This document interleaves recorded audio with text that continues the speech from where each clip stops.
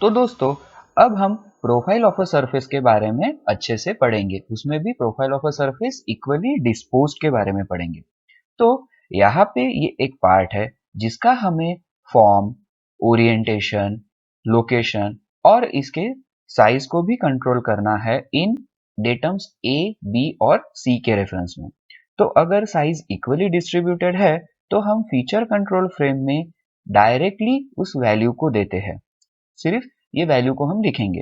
तो ये 0.3 वैल्यू जो है वो इक्वली डिस्ट्रीब्यूट होगी 1.5 आउटसाइड द मटेरियल और 1.5 जो है वो इनसाइड द मटेरियल होगी।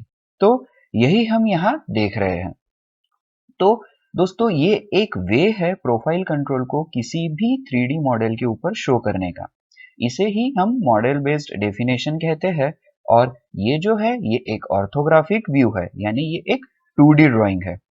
अब दोस्तों, इससे हमें एग्जैक्टली ये तो ना पता चले कि इक्वली डिस्पोज मतलब क्या होता है और बाकी की जो चीजें हम कंट्रोल करते हैं वो कैसे है। तो इसे और अच्छे से जानने के लिए अब हम एक एग्जाम्पल को देखते हैं। तो दोस्तों, अब हम इस एग्जाम्पल को देखते हैं। तो दोस्तों, इस एग्जाम्पल में हमने इस सरफेस के ऊपर प्रोफाइल कंट्रोल को अप्लाई किया हुआ है। अब दोस्तों, इस सरफेस के हाइट के लिए और बाकी सारे डायमेंशंस के लिए हमने बेसिक डायमेंशंस का इस्तेमाल किया है। अब दोस्तों, इस फीचर कंट्रोल फ्रेम में हमने इस 0.4 वैल्यू को डायरेक्टली दिया हुआ है। तो क्योंकि इसमें कोई भी यूनिलैटरली डिस्पोज्ड या अनइक्वली डिस्पोज्ड यू मॉडिफायर का इस्तेमाल नहीं हुआ है, तो ये 0.4 जो है ये इक्वली डिस्ट्रीब्यूटेड होगा इस सरफेस के। तो इस तरह से हमें इसका साइज डायमेंशन मिल जाएगा। 0.2 आउटसाइड, 0.2 इनसाइड से हमें 59.8 और 60.2, इस तरह से हम इसके साइज को कंट्रोल करते हैं। अब दोस्तों, ये जो सरफेस है, ये सरफेस दो इक्वली डिस्पोज्ड प्रोफाइल से बने हुए टॉलरेंस जोन के अंदर होना चाहिए, जिसकी वैल्यू है 0.4। तो इस तरह से हम इस सरफेस के फॉर्म को भी कंट्रोल करते हैं। अब दोस्तों, ये जो सरफेस है ये डेटम ए के साथ पैरेलल और डेटम बी के साथ परपेंडिकुलर होना चाहिए। ये जो सरफेस है ये डेटम ए के साथ एक एंगुलरिटी मेंटेन करना चाहिए और डेटम बी के साथ भी एंगुलरिटी मेंटेन करना चाहिए। और ये जो सरफेस है ये डेटम ए के साथ परपेंडिकुलर और डेटम बी के साथ पैरेलल होना चाहिए। तो दोस्तों, इस तरह से हम इस प्रोफाइल के ओरिएंटेशन को भी कंट्रोल कर सकते हैं।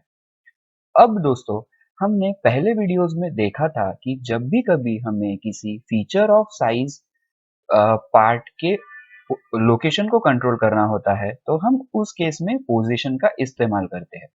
लेकिन दोस्तों, जब भी कभी हमें किसी फीचर यानी कि किसी सरफेस के लोकेशन को कंट्रोल करना होता है तो उस केस में हम पोजीशन का इस्तेमाल नहीं कर सकते हैं। तो दोस्तों, ऐसे सारे केसेस में हमें प्रोफाइल का ही इस्तेमाल करना पड़ता है। तो जैसे इस केस में भी हम प्रोफाइल की मदद से ही इन सरफेसेस का लोकेशन इन दो डेटम रेफरेंस के साथ में कंट्रोल करते हैं।